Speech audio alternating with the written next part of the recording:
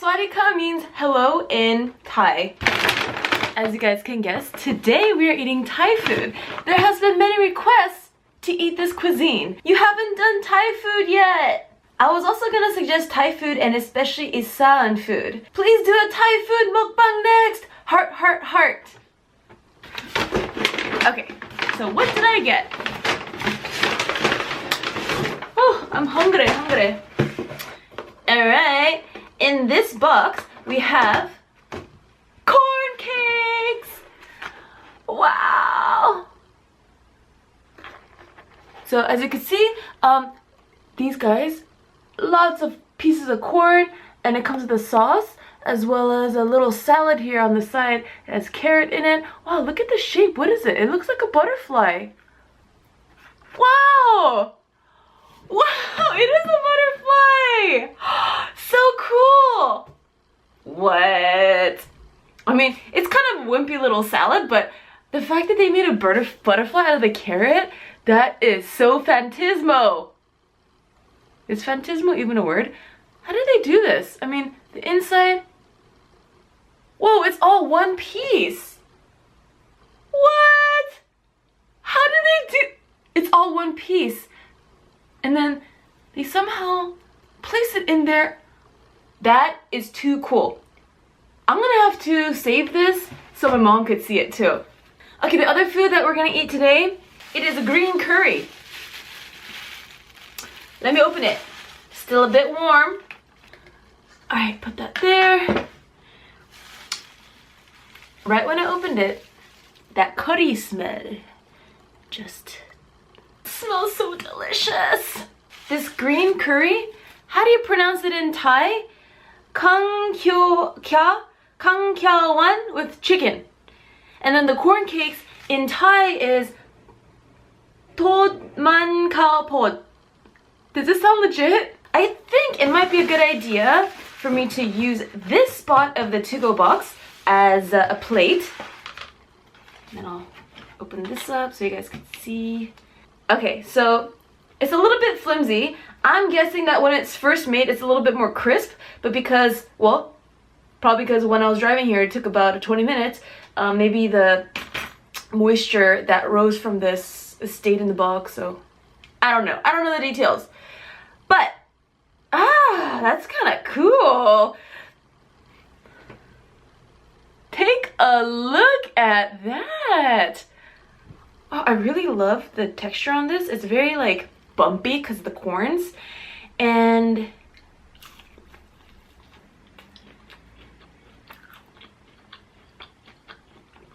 sweet and tastes fried and sweet. And ooh, this sauce smells quite sour. I think it'll make a great food combo with this guy. Actually, it's not that sour. It's very sweet.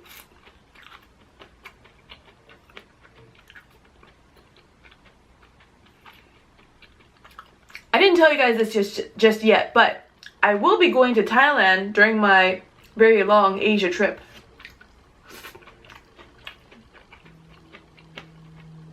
It pulls apart very easily. It looks kind of bready on the inside. And you have little leaves here. I believe that's a kaffir leaves. You gotta read the description again. Now, after you dip it into the sweet sauce, you can't really taste the flavor of the actual corn cake. And the sauce is empowering, over-empowering. However, if I dip it in the green curry,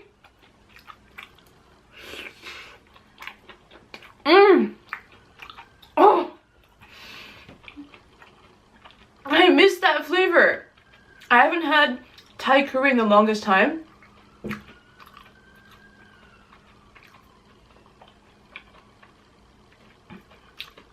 It's a taste of childhood, my childhood, because I've had Thai food so much when I was young.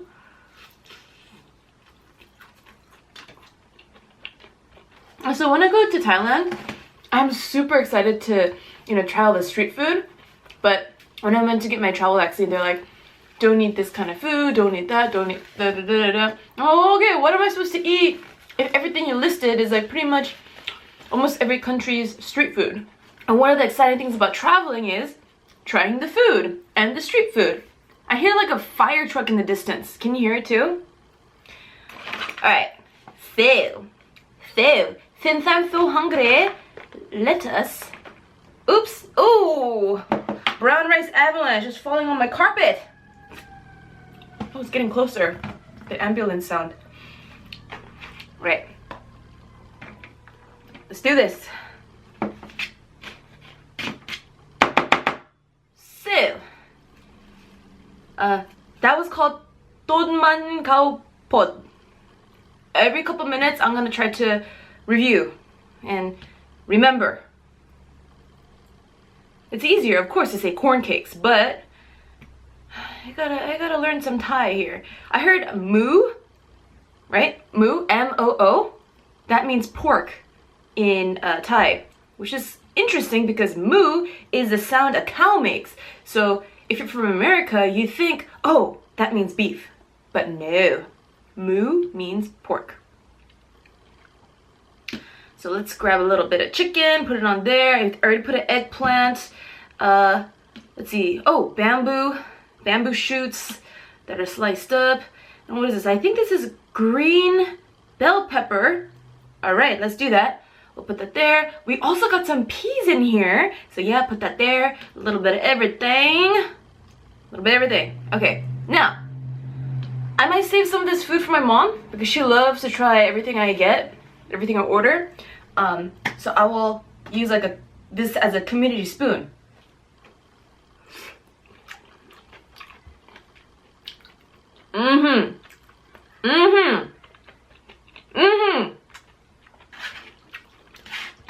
You know, when I go to Thailand, I might eat curry every single day.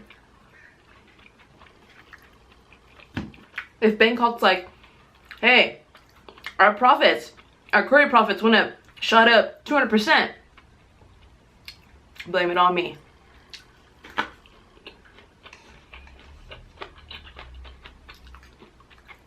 I can't get over how awesome this carrot butterfly is. I'm looking at the restaurant menu, and what exactly is in this Tonman Khao Pod? What is in it? Well, it contains kernels of corn, obviously, with potatoes, green beans, kaffir leaves, kaffir leaves, red curry paste, served with sweet and sour sauce.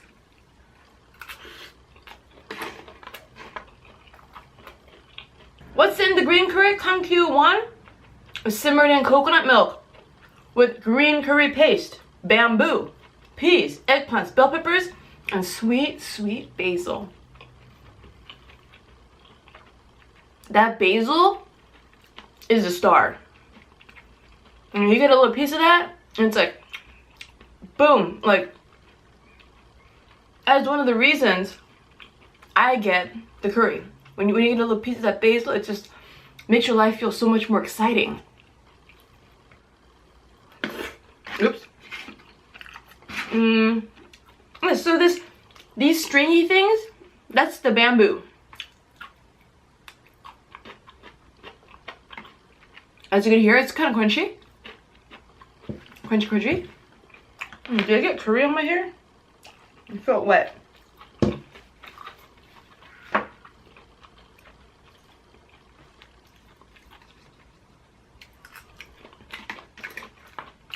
I guess it's easy to say that giving someone advice, the hope is it's for their betterment. And you want to help them become more successful faster. But at the same time, it's hard to predict because other people, they might have to go through those steps that take them longer to get to the success. But it's not always a bad thing, potentially, because if you experience certain things firsthand, you in turn can be a fantastic mentor to someone else. Because when you experience something firsthand, versus you're hearing it from another person, this is kind of a different way that your brain takes in that information. I guess in a lot of ways, it's more of an emotional experience when you experience something firsthand. It's more emotional. It's kind of like reading about how to ride a horse versus actually riding a horse.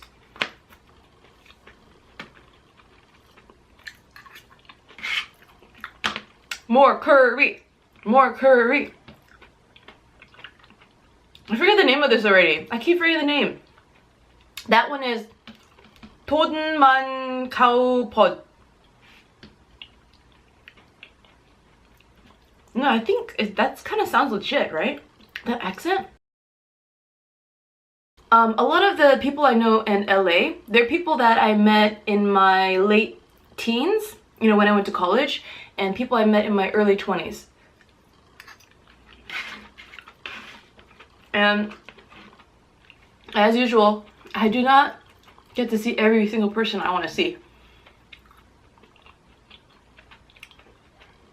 Or eat at all the places that I frequented when I was living in LA. And I have to say, like, people do change over time. You know, I graduated from college 6 years ago, so some of these friends I've seen only a handful of times during that period. And every time I see them, you're just picking up from where you left off. So it's like there's never been a little break between, you know, seeing them. Other times you start realizing how much you and your friend have changed. There's sort of slight sadness that comes with that. Being like, oh, they're not the same person I remember. Or I have no idea what kind of things they like anymore because they've been living in another country and they've been hanging out with different people. And, you know, as much as sometimes we like to give ourselves a lot of credit for who we are definitely influenced by our surroundings, the people we're around and the city we're in. So every culture has their own kind of standards and their own values, and even their own dominant religion, which can also affect your diet. And if you have religious friends, you might have to eat in a certain way when you hang out with them. So all these things considered, if you don't see your friend for a very long time, you know, sometimes you can pick up on a lot of things that change about them. I think in the beginning, when you see changes in your friend, like a really close friend, and maybe you might feel slightly sad, like a sense of loss. But is it really loss? I mean, maybe I view it that way because I changed too. Whether I change for the better or for worse, it is who I am. It is who I am at the present moment. And thing is, like, because I've changed in the past 6 years, I may change again in the next 6 years. You know? Ooh, piece of hair got in my food. My hair. And speaking of hair and food, in America, when you get... Oh, my nose is starting to run. In America, if you find like a little bug or like a piece of cardboard or even a little piece of hair or eyelash in your food, right, in your dish, even if it's at the end of your meal, every single time, or most of the time, you will get that for free, that dish for free, or you'll get a new one. But in Asia, I mean, I've seen it happen to myself and other people many times. But however, in Asia, you say, like in Korea, there's something in this. They're like, they just take it out. They're like, there you go. They don't care. Like, for some reason, in America, this is kind of a joke here. Kind of a joke with the truth. In America, there's a lot more suing going on. If the coffee is really, really hot in America, you could sue the company and you could actually win that lawsuit, right?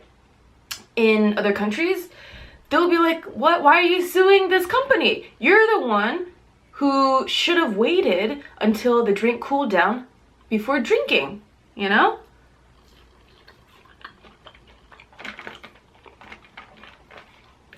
Alright, so we're talking about loss. You know, like not seeing people for a long time and then a sense of loss, knowing that they changed so much and you did too. I think there's a beauty in that because a couple years ago, you saw them when they were in the college phase, you know?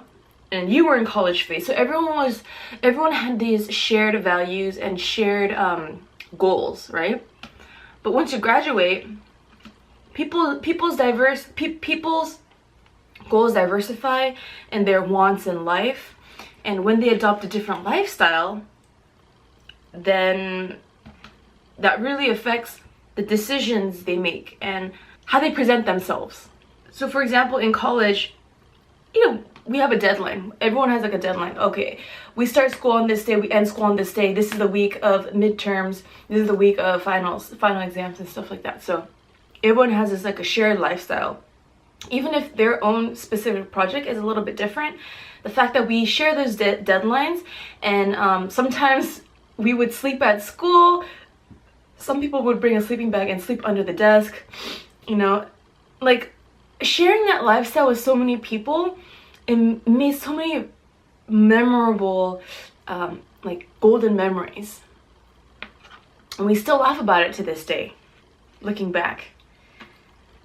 And yeah, like, but once you graduate, it's kind of like you're more on your own. You might go to grad school and then once again, you'll kind of have that college experience, having shared goals, like shared deadlines and whatnot. But for the most part, if you don't go to masters to get a master's or PhD, you know, everything becomes like more open and your direction can change suddenly because your goals are different. You may change your lifestyle because to achieve a certain dream, you need to have steps. Like, what do I need to do to get there? So every day what you do may change, you know? Like for example, I want to get a six-pack, which I don't really, but let's say I do. Then my lifestyle will change. What I eat, how I work out, it's going to affect all that. And sleeping is important for the body, so my sleeping schedule will be more set, you know? And when you change your sleeping schedule or like you're a night owl, but then you become an early sleeper, early riser, then you will party less. Right there.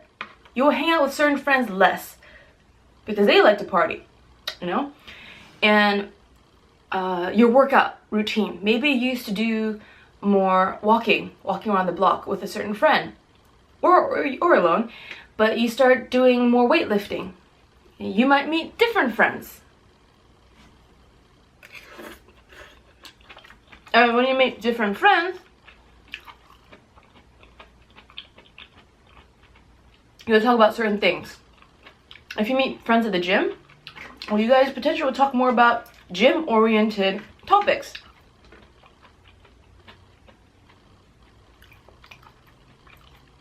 However, if you do yoga, you might meet people who are more in tune with their spirituality. Even within fitness, the category of fitness, if you break it down, they all have their own little subcultures and certain stereotypes of each subculture.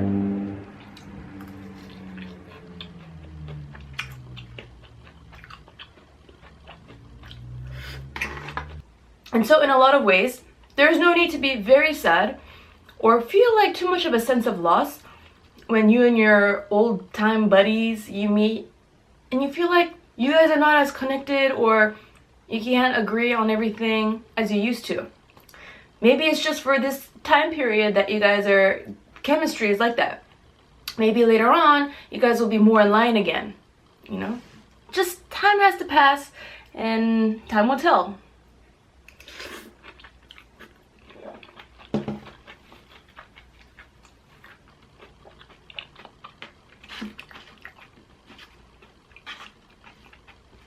And I think it's beautiful to see how people do change over time.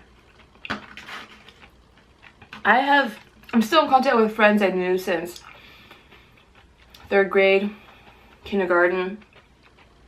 And although we don't see each other every single day, maybe just once every couple years we might see each other, but just to see, like, you know, one of my friends I met in kindergarten, I went to his wedding a couple months ago with my mom, and you know, him and my mom know each other as well, because, you know, she would pick us up and we go play together. And yeah, like, I think he was my first crush too, actually. But yes, like, seeing how much he's changed, how much he's grown up, and how much he didn't change, it's so fascinating to me, because some people, their core personality is still there, you know?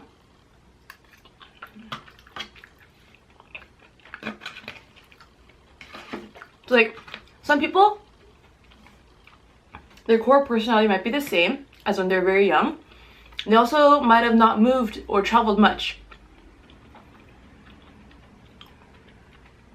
The thing is, if you travel a lot, or if you move around a lot, you adopt different lifestyles. And because you don't stick with one lifestyle, one consistent lifestyle, sometimes even when you make decisions, you might go back and forth because you have so many different perspectives.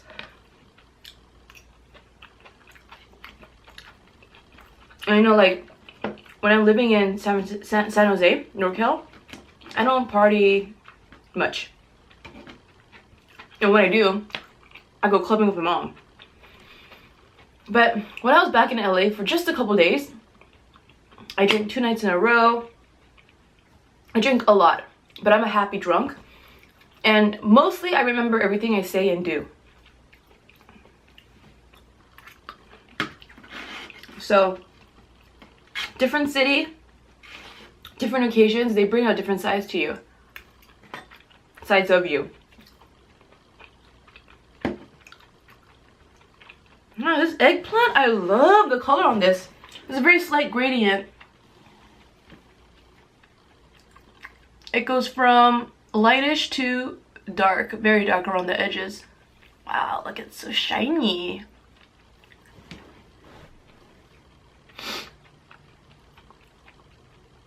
Eggplant is considered to be part of the nightshade family in the vegetable category. I mentioned that I've been to Bangkok, and some people keep telling me though, Bangkok is so dangerous, you're gonna get your stuff stolen, And then when I went to get this Thai food today, the guy who rang my bill up, he was like, oh, you'll be fine. You'll be fine. Nothing's gonna happen to you. And I don't know if he was just kind of like, he meant it, or he was just saying it to make me feel better, like more comfortable. But I mean, that's the thing. I've been to Bangkok with people before. So this time, portion of it, people will be joining me. Another portion I'll be alone. So I think that is why I'm feeling a little bit angsty.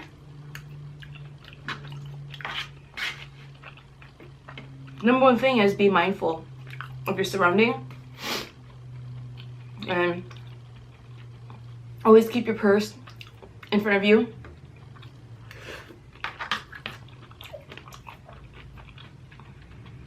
There are 2 times in my life I was very close to getting pickpocketed.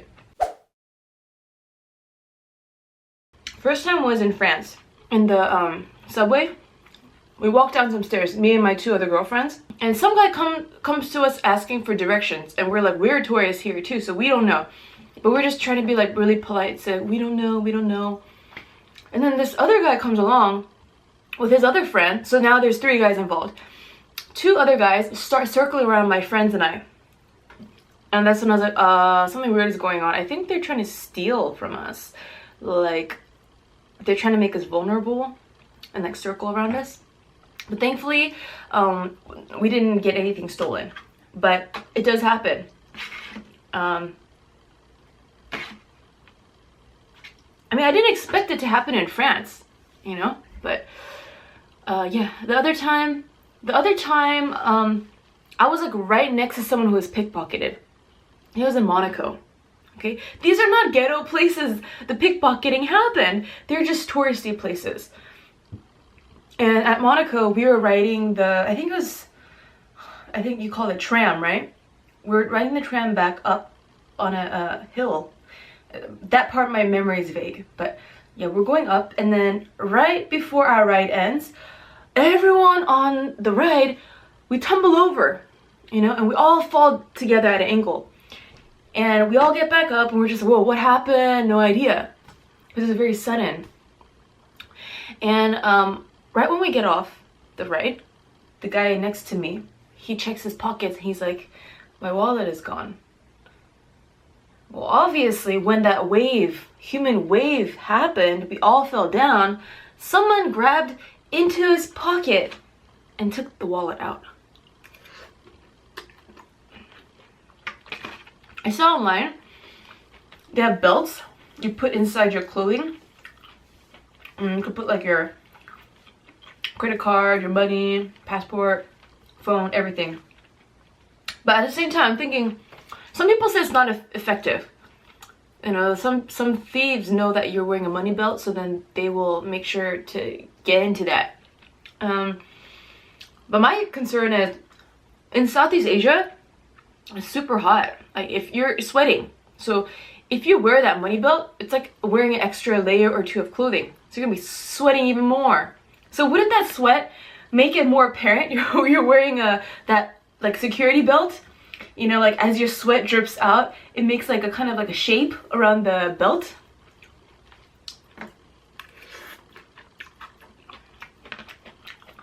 I guess you'd have to wear something loose on the outside so that shape doesn't show too much. You know, these days I've been gaining some weight.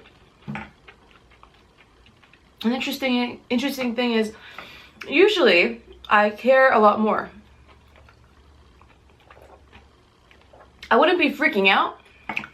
However, I'll be like, okay, from today, I stop eating 20%. Like, I eat less.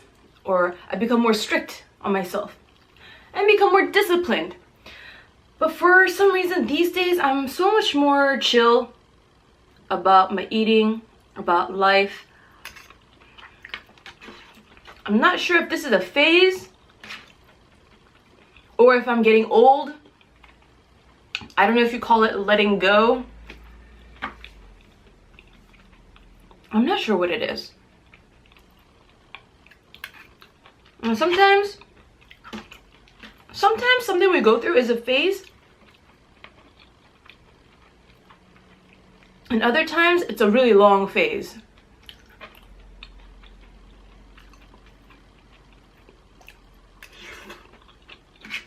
Perhaps everything is a phase. But the longer the phase, we start thinking it's more permanent, you know, more engraved in stone. But even then, it might still be a phase.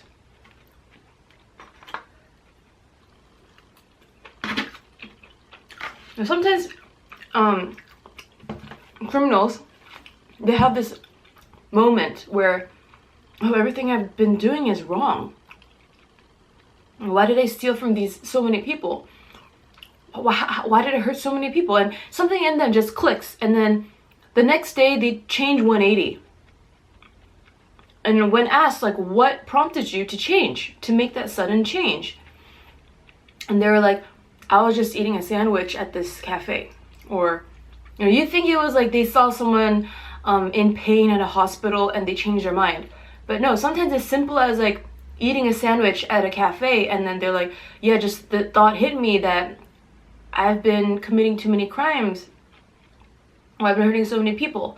You know, it's not just criminals, like just people in general. Sometimes we have these moments, it just hits us like, whoa, I never thought of it that way, you know?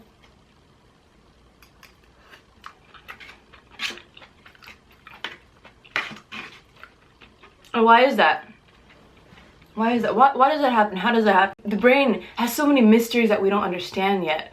And maybe just like when certain things happen, like there's wires that connect. And thing is with when you like plug in a wire, like a light, I'm using a softbox right now, but if I plug in that light into the outlet, boom, instantly there's light.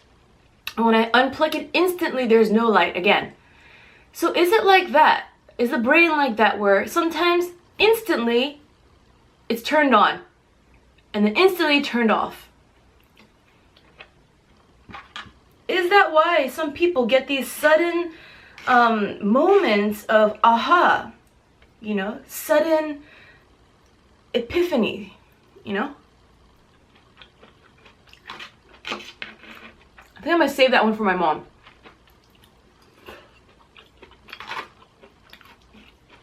So I've been packing for my trip. Usually I pack the day before or just a couple days before I travel. I just wing it. But these days, I'm like planning ahead.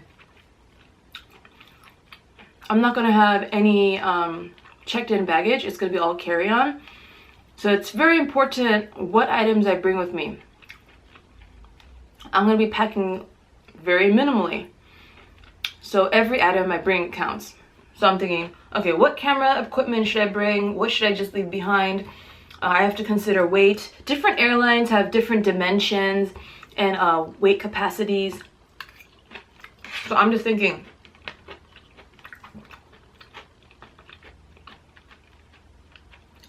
like, what is the minimal dimension that all airlines will consider as carry-on? What's the minimal weight limit for all airlines? I've been doing a lot of research. And the thing is, if you really need something and you're abroad, just buy as you go. You bring the basics, like 3 outfits you're gonna wear on a regular basis, 1 outfit maybe for going out, more kind of formal event.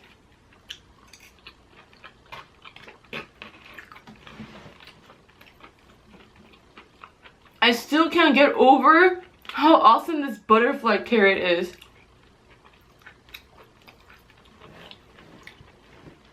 Look at, they even made indentations for the antenna.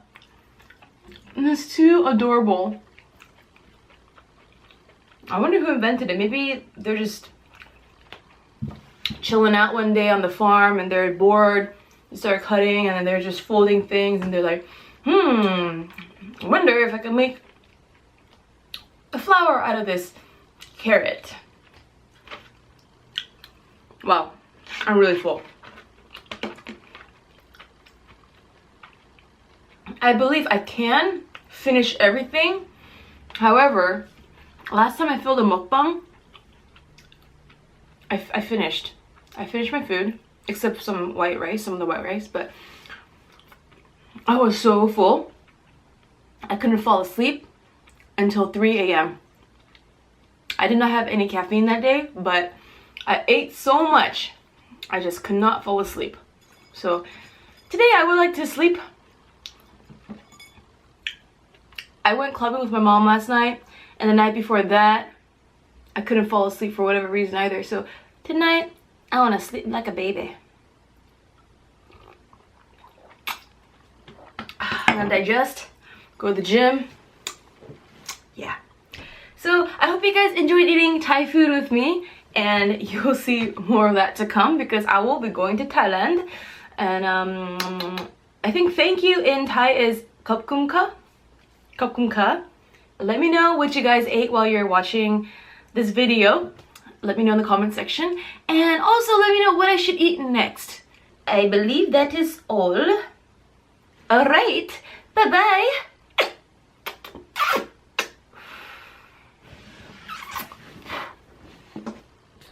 Oh yeah, look at how glistening that is. Shiny, shiny. How does it look burnt, but it doesn't taste burnt? And how does it look kind of dry, but it's juicy? You know what? Haters got haters. And the more hateful they are, more people gonna hate on them. So it's karma.